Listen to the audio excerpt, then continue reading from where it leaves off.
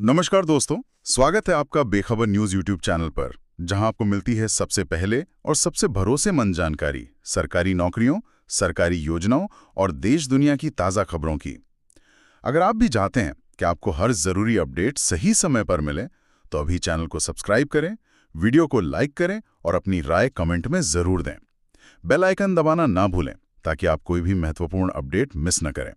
तो चलिए दोस्तों, आज की जानकारी की ओर बढ़ते हैं और जानते हैं वो बातें जो आपको जाननी जरूरी हैं। तो आज हम विस्तार से जानने वाले हैं झारखंड में निकली विशेष शिक्षा सहायक आचार्य की भर्ती के बारे में। हमारे पास इसकी पूरी आधिकारिक विज्ञप्ति है और हम इसके हर पहलू को एक एक करके समझेंगे ताकि आवेदन करने वालों को कोई भी दुविधा न रहे। बिल्कुल, यह एक बहुत महत्वपूर्ण भर्ती है, खासकर उन लोगों के लिए जो विशेष शिक्षा के क्षेत्र में अपना करियर बनाना चाहते हैं। हम पदों के प्रकार, वेतनमान, शैक्षणिक योग्यता से लेकर आवेदन प्रक्रिया और परीक्षा के पैटर्न तक हर जानकारी को सरल भाषा में समझने की कोशिश करेंगे। बढ़िया। तो चलिए सबसे पहले यही समझते हैं कि इसमें कौन कौन से पद हैं और उनका वेतनमान क्या है। देखिए, इसमें मुख्य रूप से 2 स्तरों पर भर्तियां हैं। 2 स्तरों पर, ओके। जी, पहला है इंटर प्रशिक्षित विशेष शिक्षा सहायक आचार्य। ये कक्षा 1 से 5 के लिए है। अच्छा, 1 to 5। हाँ, इनका वेतनमान लेवल 4 का है, जो कि 25,500 रुपए से लेकर 81,100 रुपए तक होगा। ठीक है, और दूसरा? दूसरा है स्नातक प्रशिक्षित विशेष शिक्षा सहायक आचार्य। ये कक्षा 6 से 8 के लिए है। इनका वेतनमान लेवल 5 का है, यानी 29,200 रुपए से लेकर 92,300 रुपए तक। और इसमें भी मतलब विज्ञान, सामाजिक विज्ञान और भाषा शिक्षकों के लिए अलग-अलग पद हैं। अच्छा, तो ये सबसे जरूरी हिस्सा है, मतलब शैक्षणिक योग्यता वाला। कक्षा 1 से 5 के शिक्षक बनने के लिए क्या-क्या योग्यताएं चाहिए?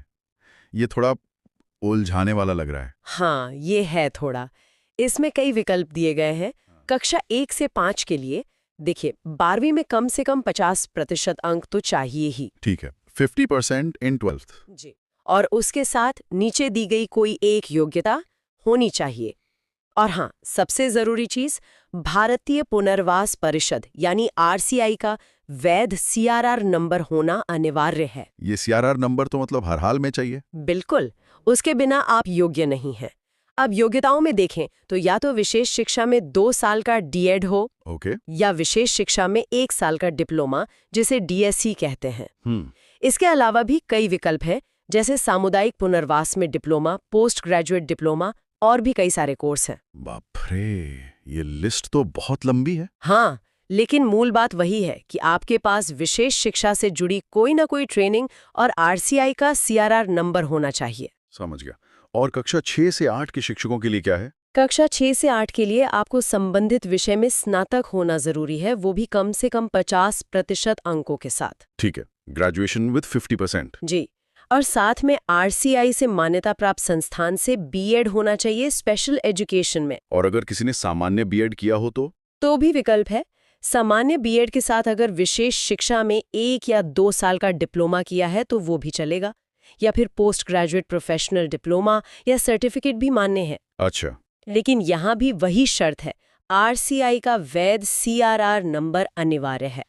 मतलब सीआरआर नंबर इस पूरी भर्ती की चाबी है, कह सकते हैं? बिल्कुल, और एक बात का खास ध्यान रखना है कि ये सभी शैक्षणिक योग्यताएं आवेदन की अंतिम तिथि तक पूरी हो जानी चाहिए। अपीयरिंग वाले उम्मीदवार योग्य नहीं होंगे। ये एक बहुत जरूरी पॉइंट है। अब आते हैं उम्र पर। आयु सीमा क्या रखी गई है? आयु की जो गणना है वो 1 अगस्त 2025 के आधार पर की जाएगी। 2025 मतलब भविष्य की तारीख से? जी, न्यूनतम आयु तो 21 वर्ष है और अधिकतम आयु में काफी छूट है। अच्छा, वो क्या है? अनारक्षित यानी जनरल और ईडब्ल्यूएस के लिए 40 वर्ष, अत्यंत पिछड़ा वर्ग और पिछड़ा वर्ग यानी BC1 और BC2 के पुरुषों के लिए 42 वर्ष। और महिलाओं के लिए? सभी वर्गों की महिलाओं के लिए, चाहे वो जनरल हो, ईडब्ल्यूएस या BC, उनके लिए 43 वर्ष है। ये तो अच्छी बात है। और अनुसूचित जाति और जनजाति यानी SC/ST के पुरुष और महिला दोनों के लिए 45 वर्ष है। क्या इसमें कोई और भी छूट है? हाँ, है ना। सभी श्रेणी के दिव्यांग अभ्यर्थियों को अधिकतम आयु सीमा में 5 वर्ष की अतिरिक्त छूट मिलेगी। अच्छा, बस शर्त यह है कि उनकी दिव्यांगता कम से कम 40% हो और भूतपूर्व सैनिकों को भी 5 वर्ष की छूट दी जाएगी। ठीक है, तो उम्र की बात भी साफ हो गई। अब उस हिस्से पर आते हैं जहां सबसे ज्यादा गलतियां होती हैं, आरक्षण और जरूरी प्रमाण पत्र। ये जानकारी बहुत महत्वपूर्ण होती है। बहुत ही ज्यादा। यहीं पर आकर अच्छे उम्मीदवार रेस से बाहर हो जाते हैं। तो इसमें किन बातों का ध्यान रखना है? सबसे पहले बात करते हैं स्थानीय निवासी प्रमाण पत्र की। हाँ, अगर ये अनुमंडल पदाधिकारी यानी एसडीओ द्वारा जारी किया गया है तो 2 जून 2016 के बाद का होना चाहिए। 2 जून 2016। ठीक है। और अगर ये अंचलाधिकारी यानी सर्कल ऑफिसर द्वारा जारी है तो 19 जुलाई 2019 के बाद का होना चाहिए। इससे पहले के प्रमाण पत्र मान्य नहीं होंगे। ये तारीखें बहुत जरूरी हैं। जी। और एक और बात, ये पिता या पति के आधार पर बना प्रमाण पत्र दोनों ही मान्य है। ठीक है, अब जाति प्रमाण पत्र के बारे में बताइए। जाति प्रमाण पत्र में SC/ST के लिए 25 फरवरी 2019 के बाद का अंचलाधिकारी द्वारा जारी प्रमाण पत्र मान्य होगा। और BCI और BC2 के लिए? उनके लिए भी 25 फरवरी 2019 के बाद का नॉन क्रीमी प्रमाण पत्र चाहिए। अगर पुराना है तो एक स्वघोषणा पत्र देना होगा। लेकिन सबसे जरूरी बात यह है कि जाति प्रमाण पत्र सिर्फ पिता के आधार पर बना हुआ ही मान्य होगा। सिर्फ पिता के आधार पर? ये तो कई महिला उम्मीदवारों के लिए एक मुश्किल हो सकती है। जी, लेकिन ये नियम है तो इसका ध्यान रखना बहुत जरूरी है। और EWS प्रमाण पत्र? EWS प्रमाण पत्र जो सक्षम प्राधिकारी हैं जैसे उपायुक्त, SDO या CO, उनके द्वारा जारी आय एवं संपत्ति प्रमाण पत्र होना चाहिए। एक और बात जो मैंने पढ़ी थी वो नाम की स्पेलिंग को लेकर थी। हाँ, वो सबसे खतरनाक नियम है। आपके सभी प्रमाण पत्रों में आपका नाम और आपके पिता या पति के नाम की स्पेलिंग बिल्कुल वही होनी चाहिए। बिल्कुल वही होनी चाहिए जो आपके 10वीं के सर्टिफिकेट में है। एक अक्षर का भी अंतर हुआ तो प्रमाण पत्र अमान्य हो सकता है। ये तो बहुत ही सख्त नियम है। जी। चलिए, अब आवेदन प्रक्रिया पर आते हैं। उम्मीदवार आवेदन कैसे कर सकते हैं और तारीखें क्या हैं? आवेदन प्रक्रिया पूरी तरह से ऑनलाइन है। आयोग की वेबसाइट www.jssc.nic.in पर जाना है। ओके। वहाँ online application for GIJT CET CEETD 2025 पर क्लिक करके पहले रजिस्ट्रेशन करना है। ओके। रजिस्ट्रेशन नंबर और पासवर्ड को संभाल कर रखना बहुत जरूरी है। फिर लॉगिन करके जानकारी भरनी होगी। हाँ, लेकिन इसमें एक ट्विस्ट है। आप रजिस्ट्रेशन के बाद तुरंत फीस नहीं भर सकते। अच्छा। आपको अगले दिन दोपहर 12 बजे तक इंतजार करना होगा। उसके बाद ही आप परीक्षा शुल्क का भुगतान कर पाएंगे। ये तो बड़ा अजीब है। और सुनिए, शुल्क भुगतान के भी एक दिन बाद आपको फिर से लॉगिन करके फोटो और हस्ताक्षर अपलोड करने हैं और फिर आवेदन का प्रिंट आउट लेना है। मतलब ये पूरी प्रक्रिया 3 दिन तक चल सकती है। तो तारीखें क्या है इसकी? आवेदन 14 दिसंबर 2025 से शुरू हो रहे हैं। ठीक है। और आवेदन की अंतिम तिथि 13 जनवरी 2026 मध्यरात्रि तक है। और अगर कोई गलती हो जाए तो उसे सुधारने का मौका मिलेगा? जी, मिलेगा। 14 जनवरी से 15 जनवरी 2026 की मध्यरात्रि तक आप आवेदन में सुधार कर सकते हैं। लेकिन ध्यान रहे, आप अपना नाम, जन्मतिथि, ईमेल और मोबाइल नंबर नहीं बदल सकते। ये तो पत्थर की लकीर हो गई।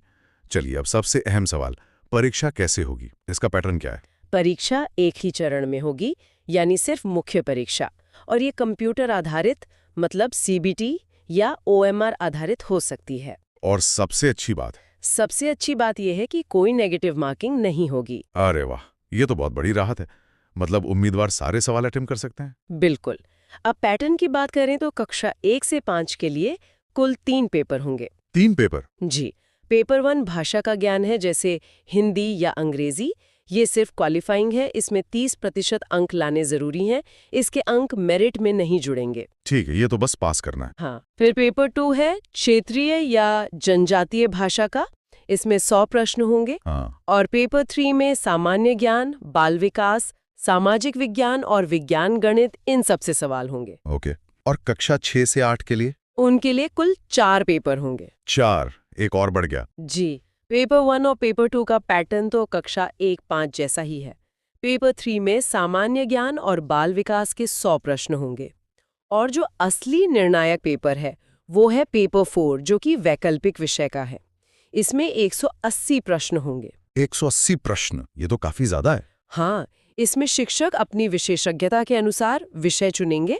जैसे विज्ञान शिक्षक के लिए गणित, भौतिकी, रसायन शास्त्र, इनमें से कोई 3 खंड करने होंगे। और इन परीक्षाओं का कठिनाई का स्तर क्या होगा? कक्षा 1-5 के लिए कठिनाई का स्तर +2 यानी इंटरमीडिएट होगा, और कक्षा 6-8 के लिए ये स्तर स्नातक मतलब ग्रेजुएट लेवल का होगा। ठीक है, अब आखिर में चयन प्रक्रिया कैसे होगी? मेरिट लिस्ट कैसे बनेगी? देखिए, जैसा मैंने बताया, पेपर 1 में 30% अंक लाने के बाद ही आपके बाकी पेपर जांचे जाएंगे।